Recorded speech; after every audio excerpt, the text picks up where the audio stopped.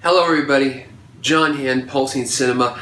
I'm excited today. I've been wanting to talk about this movie for a long time. I've been wanting to see it for a long time. Small Kill from 1993, a direct-to-video. I think it had a little minor theatrical release in New York, played in a couple theaters, premiered and all that. But otherwise, direct-to-video piece of early 90s action trash. You love it. The 80s and the 90s, the action films, the action trash that was released on VHS. And by the way, when I say trash, I mean that in the most loving way possible. I think I mean the word trash euphemistically is like pulpy or, real meat and potatoes. This is a B movie that gets in and does what it that cover. I mean, the way that I can describe if you're going to like Small Kill is if you see that cover with the mean guy, the guy with the gun, the girl with the breast out. If that fascinates you, if that interests you, then oh boy, you're going to love the movie. It's just basically a standard cop thriller, independent film, shot presumably like in the Long Island, New York area, privately financed. And I mean, it's not a bad movie. It's not a piece of trash. It really is not. It's shot on film, very professionally done, and it stars Gary Burghoff as a child kidnapper, murderer.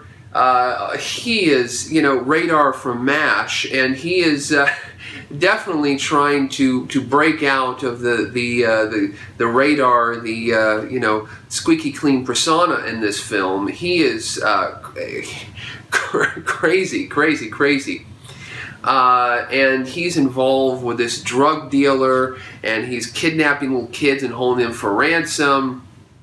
And he begins to be chased after by this police guy, this undercover cop, very kind of Miami Vice-ish, 80s type of cop, played by Fred Carpenter, who I think was the producer, and an actor as well. He acted and produced a few, these, what I'd call drive-in movies. Really, I mean, this movie is like the perfect film for like late night, the movie channel, early 90s. In fact, I think it played on cable in the early 90s and Showtime and the movie channel.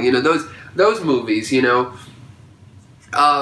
Carpenter, who is this cop who's chasing after him, and then Jason Miller from The Exorcist. Jason Miller shows up as this wino on the street, and he's looking really bad in this movie. Jason Miller was looking really bad. I mean, in the early 90s, he had a bit of a renaissance with, he did those films, The Mommy. He was in another direct-to-video film, The Mommy, and then he was in Exorcist 3, of course, which, he wasn't originally going to be in Exorcist 3, which was going to be just Brad Dourif, and then they brought him in for reshoots and stuff, but it did a powerful performance in The Exorcist 3. And he just shows up here on the street as this wino, and he talks to one of the police detectives, and his scene almost feels like an improv. It feels like he just showed up and he really was living on the streets. He wasn't, right, obviously, but it just has a authenticity and feel to it and a power. There's a moment where he just grabs this guy's. So he does a lot with a little bit, and it's a nice little, really extended cameo. He's in a couple of scenes here and just kind of shows up, but it's sad because he didn't really live that. I think he died in 2001. So he didn't really live much longer after this. But again, it's always great to see Jason Miller in a movie. But this guy, Fred Carpenter, who is the lead, basically the lead in the film, he's dressed like an undercover cop. He's like Serpico, but he has this beard, and it's just there's something odd about the way he looks. And I kept kind of trying to find out how I was thinking how could I describe him? And he looks like you know, in the 80s and the early 90s when they would do those documentaries about the mob, and they would like interview ex-mobsters who were under witness protection, and they were wearing those fake beards and glasses. He kind of looks like that. I mean, he looks like he's wearing a fake beard and like some sunglasses in some scenes, like he's like, you know, under the witness protection program or something. I mean, this is an action movie. I mean, in the early 90s, I mean, that was the golden era of the direct-to-video action film. There was something kind of quietly reassuring of going into a video store, a Blockbuster, of Hollywood Video, an Alfalfa Video, or you know, pick your poison. You'd go into a video store and you'd see these films with Andrew Stevens, PM Entertainment, you know, Fred Williamson, you know, on and on and on. And Small Kill fits into that mold perfectly. But it's an odd movie. There are some really odd touches. I mean, the fact that you have the squeaky clean television actor Gary Burghoff doing this dirty performance, doing this really kind of, you know, crazy performance where, you know, he picks up a young male hustler in the street, and he's in a strip club, and he gets a lap dance, and there's this lap dance scene which is like with Gary. It's on actually the back of the film of the VHS. You know,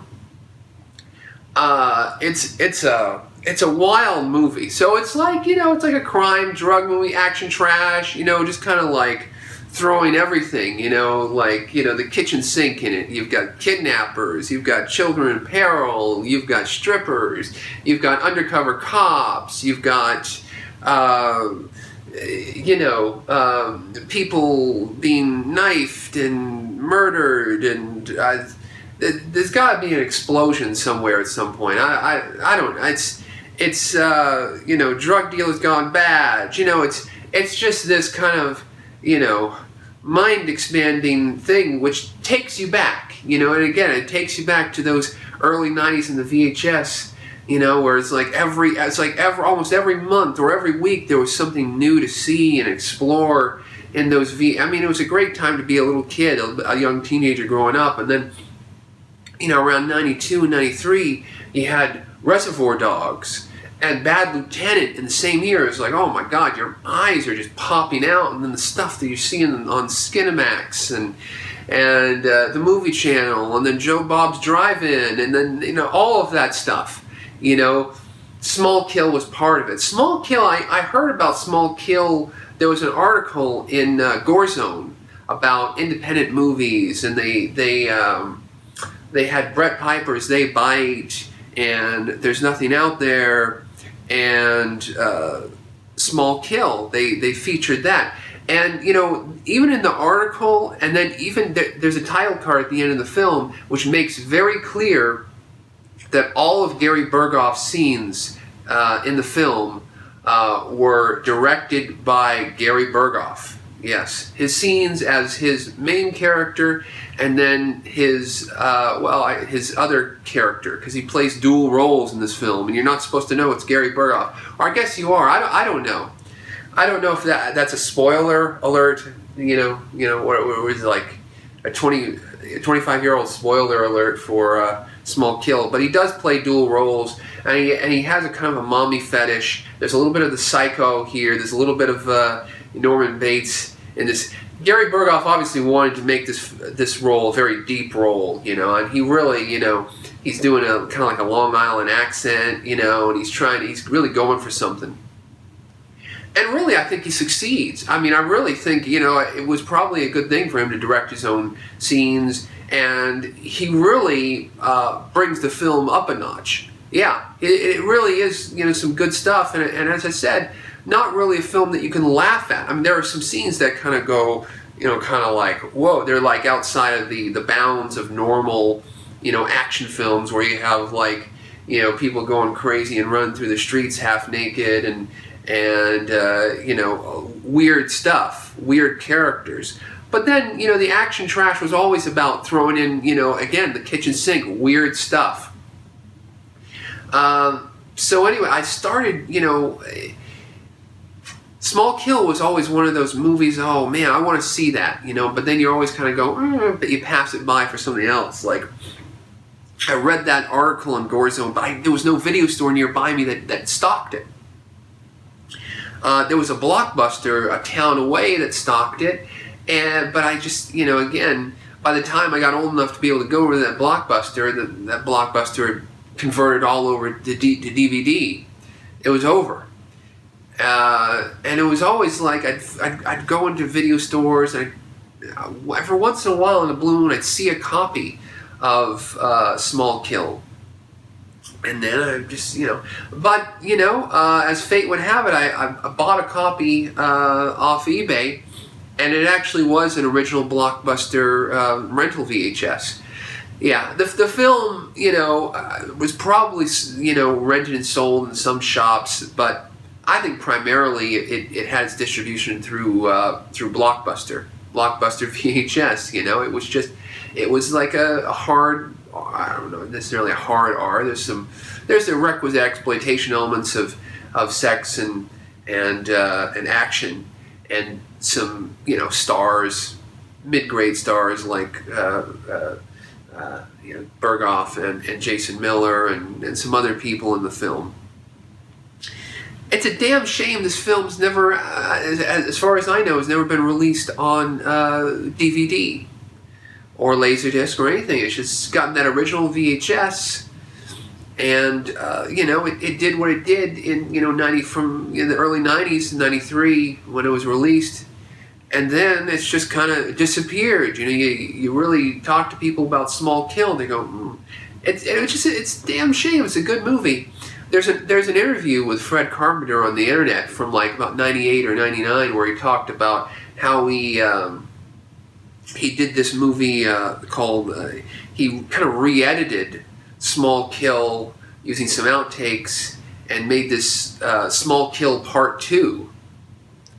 So I've never heard, I've seen that on the article. It talks about how he's you could I think if you just Google Fred Carpenter Small Kill, you'll get the article, if it still exists. But he talked about, there was even a place where you could order it from for $20. So I've never seen that. The VHS looks good. It's early '90s, video rental VHS, full screen, of course. There is some flicker in scenes, which I don't know if that was part of the original film element or what. But, otherwise, just, this really tells you about it. It was, man, so many years I've been wanting, literally since I read that article in Gore Zone, or 92, 93, whatever, 91. Jeez, whoa, my God. It's been so many years I've been wanting to see Small Kill. It's reasonable on VHS, not that difficult to find. I think if you see that poster and you're like, you really like it, if you like the poster, if you like that cover art, then go for it, because it's a real joy. It's a cool movie, definitely. What more can I say about it, really? Just a great movie. Great VCI, VHS, the golden era. The golden era, Small Kill.